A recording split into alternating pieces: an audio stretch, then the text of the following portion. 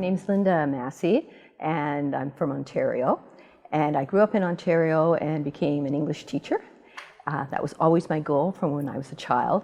And finally, after years of teaching, I decided I wanted to be a school administrator. So I became a vice principal and a principal.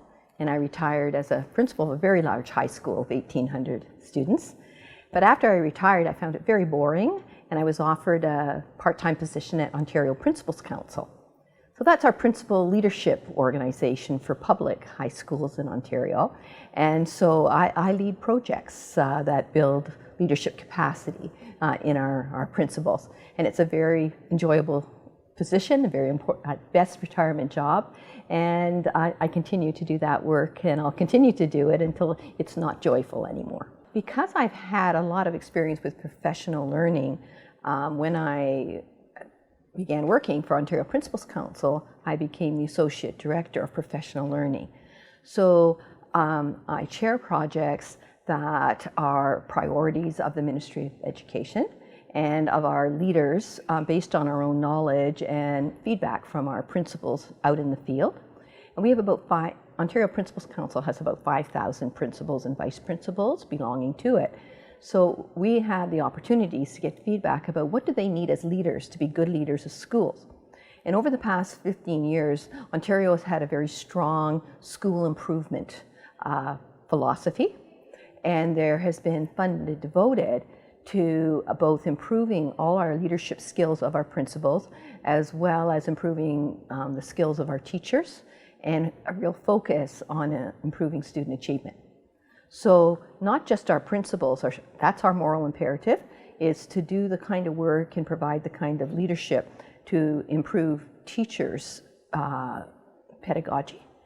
And through improving and influencing the work of the teachers, therefore we impact on student achievement. So we've been very much a part of developing the Ontario Leadership Framework, which our researcher, Dr. Ken Leithwood, used principals who were in several projects that I chair and that I lead. And because it's based on research, but also the practice of principals and vice principals who talk about, what do they need to be good leaders in their schools? What are the skills, the domains of good leadership in their schools? We bring together research and practice, and then we try to inculcate it in as many schools as possible. So that's the professional learning that comes out of Ontario's Principals Council. Not only do we provide courses of certification for principals and vice principals, you can't become a principal in Ontario unless you go through a very rigorous series of certifications.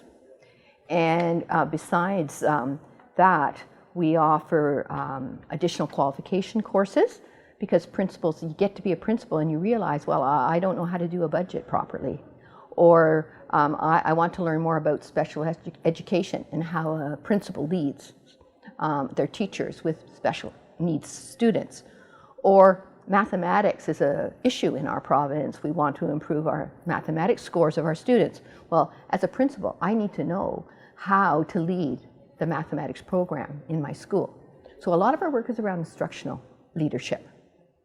So in terms of how do we determine the leadership skills of principals and vice principals, we look at research. We provide ourselves as evidence of research. We offer to be parts of projects that are research projects. Then we bring together our knowledge with our researchers' knowledge, and then we have plans of action and plans of implementation of those particular leadership skills themselves. And we've been working at this for 15 years now. And it's challenging, and you don't win everybody quickly, and it takes years, but you can improve education.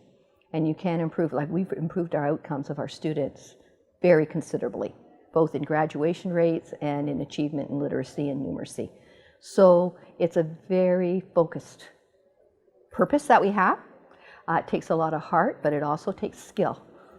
And what we want to do is take all our principals from when they're aspiring teachers who want to be principals and say, okay, here are our courses, here's what we believe in. I help to design the courses. I hire people who become the leaders in these various courses. And I also recruit principals who are in schools. We know they've turned around their school, they're doing a great job. Well, that's the kind of expertise I need to lead the projects that I have. And the other thing I do is I hire retired principals who have done a really good job, and then I put them in charge of different aspects of various projects that we have. So how you recruit principals into becoming a principal. I think it starts in the school in terms of your teachers who are showing teacher leadership.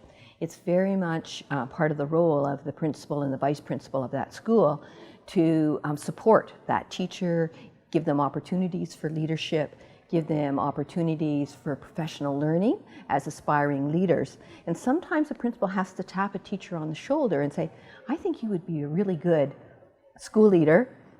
Here's what I suggest you do.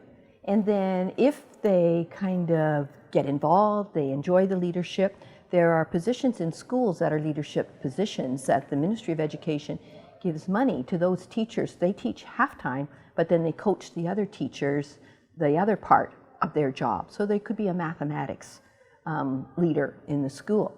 Quite often that teacher then becomes what we call an aspiring leader.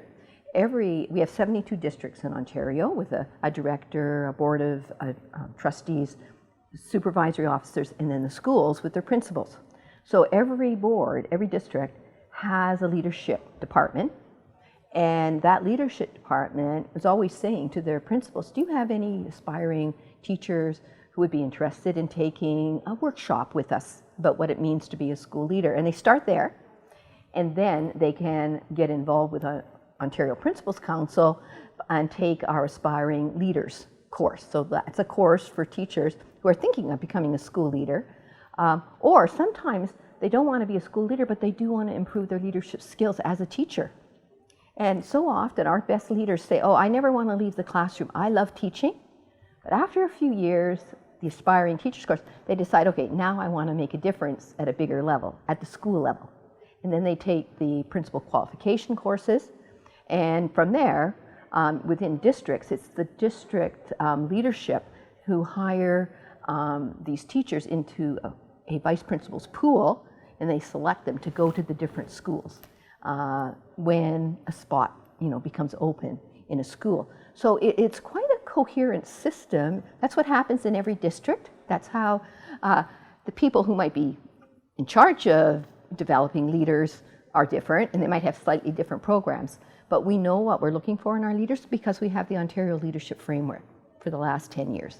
So when you have something that's been researched and it actually works, and it's part of the principal evaluation process itself, because principals are measured against the domains and the competencies that are in the leadership framework, then you have a good a lot of people on the journey to being good leaders, to being school leaders. So for us, some of the key leadership domains, principals, or you become a vice principal first before you become a principal in most cases. You have to be able to set direction and set goals for your school. You have to be able to create a culture of learning in your school.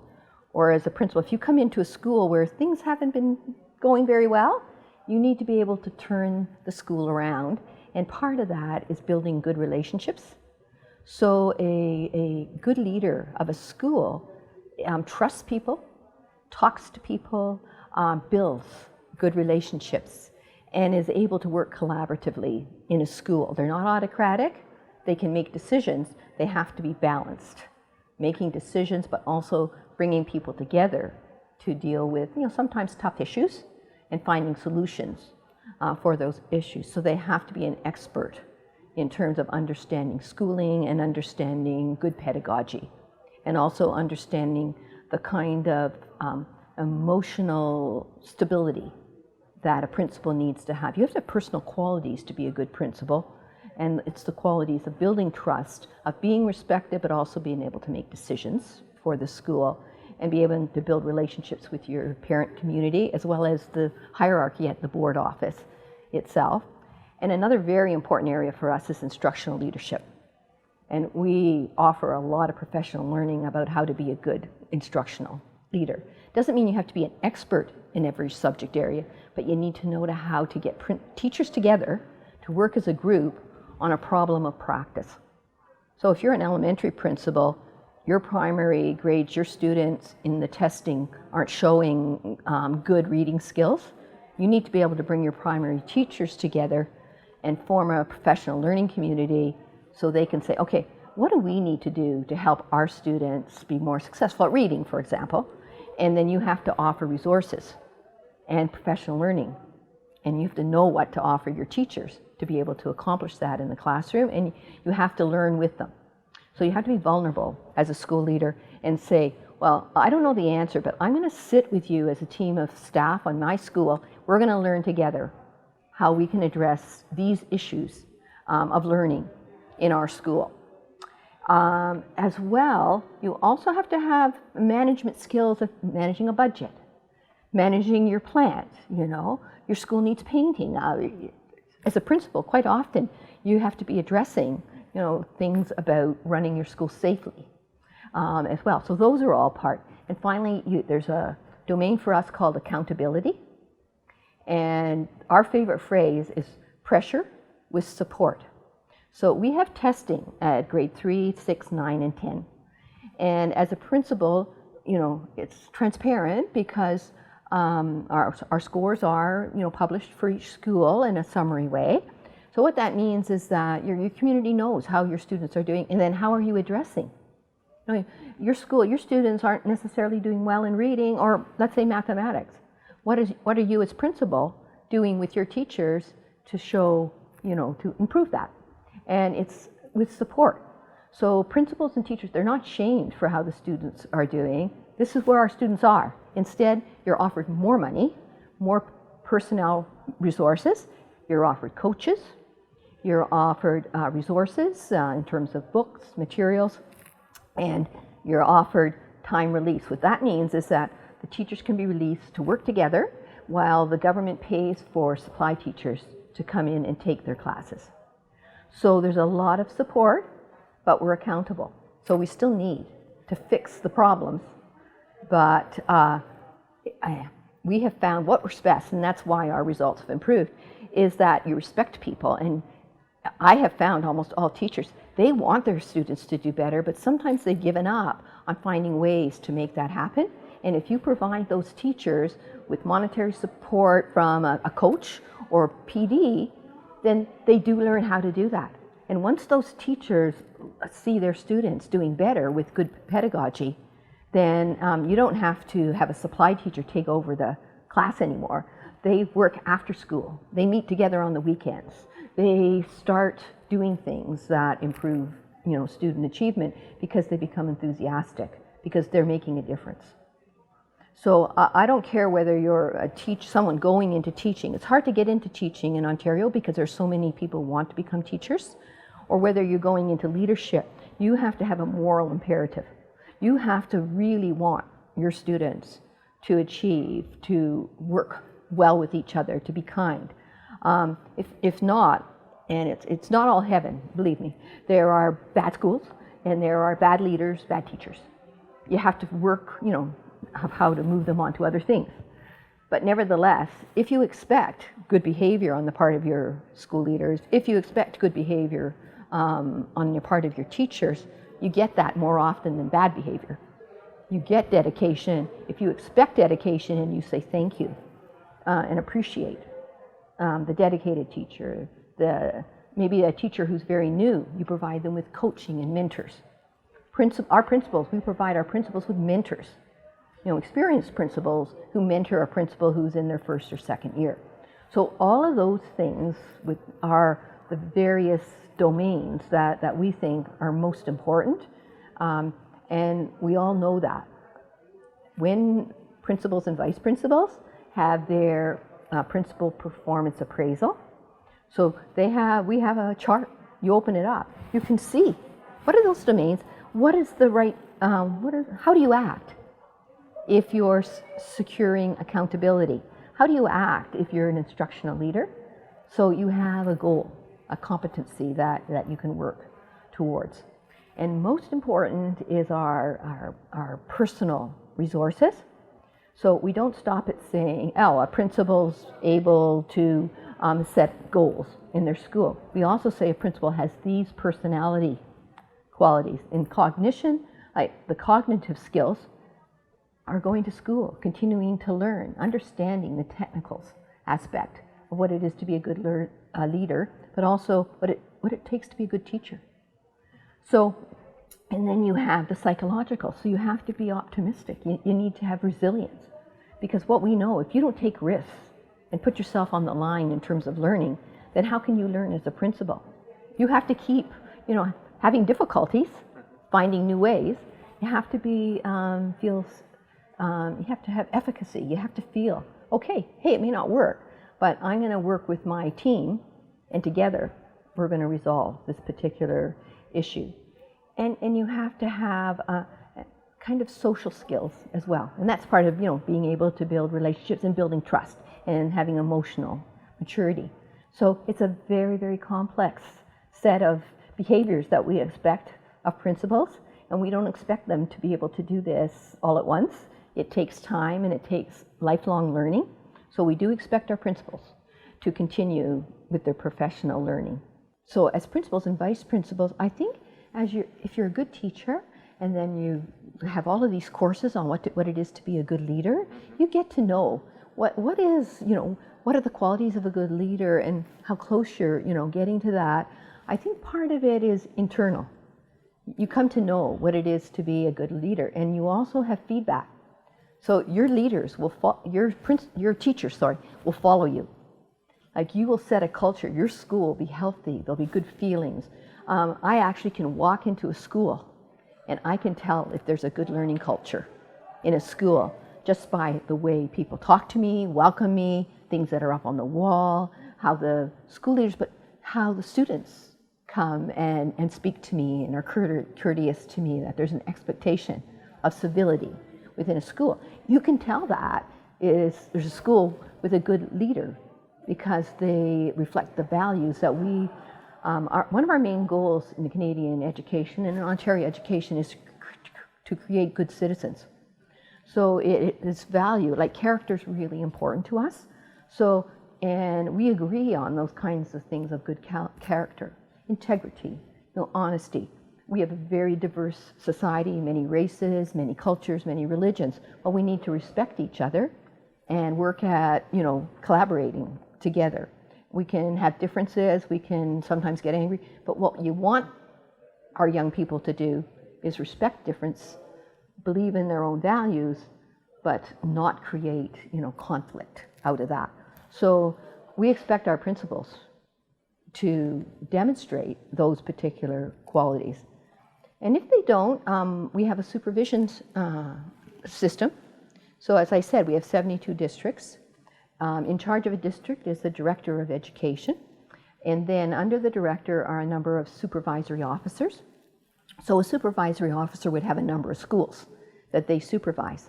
So they're supervising the principal, and about every 3 or 4 years there's an evaluation process of the principals in the school, and it's based on the Ontario Leadership Framework, whether they're proficient, they're meeting kind of the goals, or whether there are things that they need to improve on. So when it's time for a principal, like I speak to a number of principals who've gone through this evaluation process. They look at the framework. They decide that with their school improvement plan, what is it they're going to work on in their school, but also how does that align with the district improvement plan? And it's your supervisory officer who comes in, talks to you about your plan, and says, well, I see evidence in your school. They visit the classrooms and whatnot. I see evidence in your school that you're doing very well in instructional leadership, but I think you need to work in this particular area. So there's there's a lot of accountability. And the word that they were using today about coherence, that's a big word, important concept for us in our schools. And because we speak the same language at the Ministry of Education, at our principal councils, and in our schools, then when we have international visitors who come to see the Ontario system, the one comment they always make to me is that everybody uses the same language and they understand the concepts in the same way. So that means that there's an evaluation that's going on in all our minds. We know what good instructional leadership looks like in a school.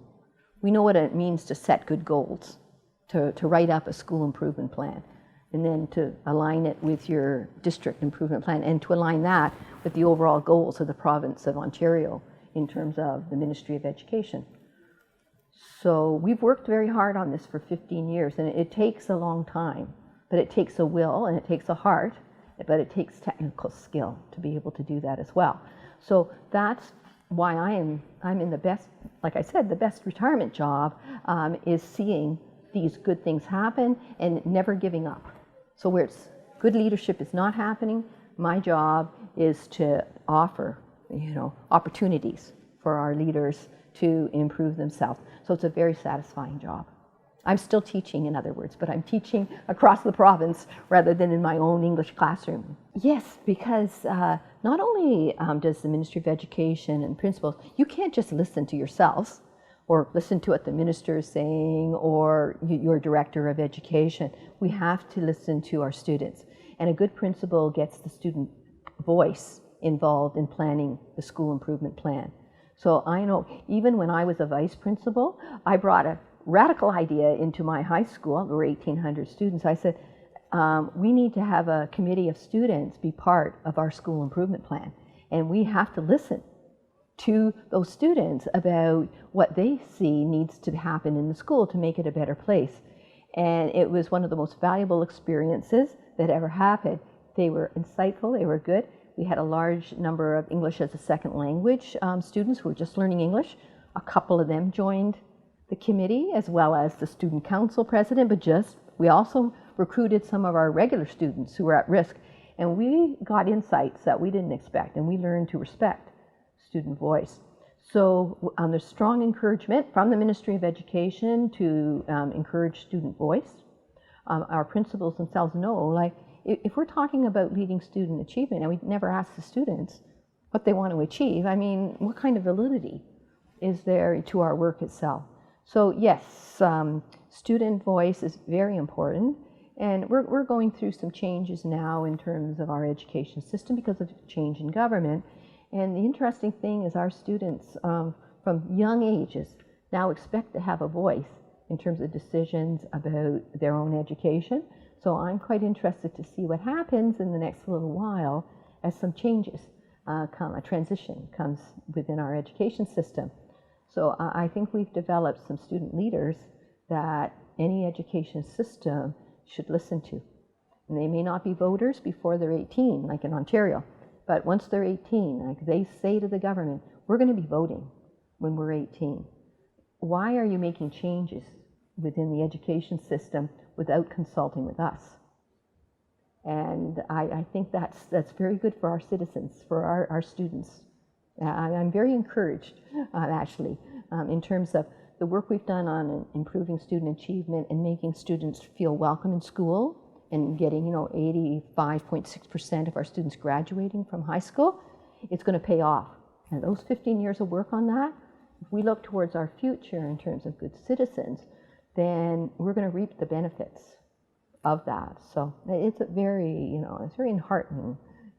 We can say, okay, it doesn't matter who's in government, but if these young people are student leaders, or they understand they should be consulted about the things that affect their lives, well, our future's in good hands, because they're going to become the future politicians and the future leaders in the province. So I'm feeling, pretty confident about that. We have a very multicultural city in Toronto itself, and although we can say, well, in Canada things are better, there's still racism there. There is still communities and religions, and there's still conflict. It's just that we're finding some ways to deal with that. And the Ministry of Education has an equity policy that we need to feel all of our students are welcome in their schools, and we expect our principals to have all of our racial groups welcome within the school, and we expect the same learning from all of them, and we want all of them. Equity is for them to reach our standards, and what we need to do, we need to make sure that we're providing in a disadvantaged neighborhood, for example, or students who aren't engaged in learning. We have to find ways to encourage them so that they meet our standards of achievement. So that when we have our testing, all of our testing is to a standard for the curriculum, and no one is exempted. And no one we don't say to any of those students, okay, you've only been in Canada for 2 years and your language isn't so great right now. You take it.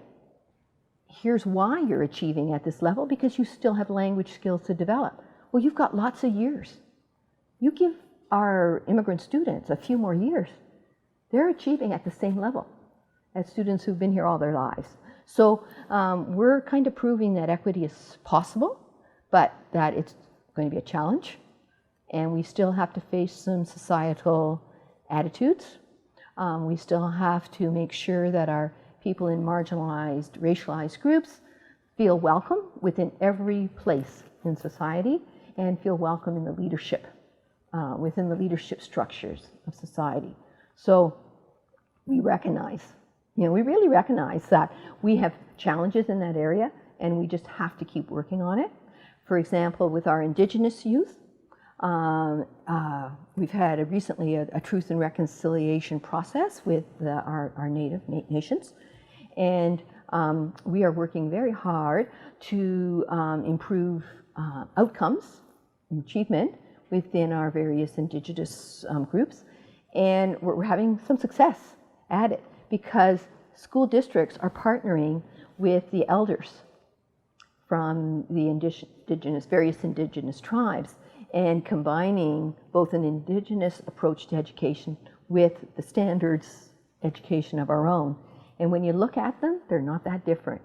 Huge collaboration is part of it, respect for your elders, learning to be close to nature, and that we are all nurturers of our environment.